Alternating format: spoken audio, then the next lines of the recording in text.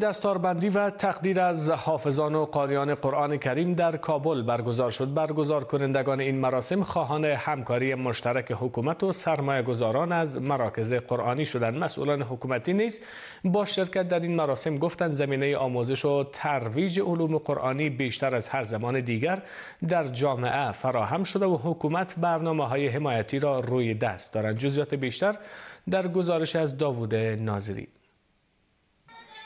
مراسم تقدیر و دستاربندی از حافظان قرآن کریم در غرب کابل.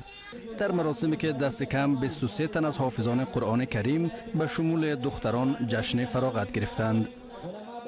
سخنرانان این مراسم نیز بر عملی شدن دستورات قرآن و سیره رسول خدا تاکید کردند.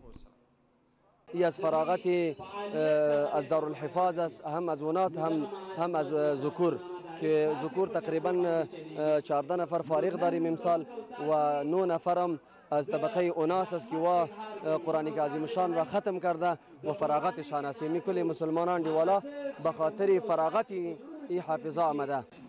و څرنګه به چې پخواني زمانه کې به طالب العلمان د علم د زده کړې لپاره ته د دې په خاطر به علماو ته تلل چې ورسو او هغوی نه د رسول الله طریقه زده کړو.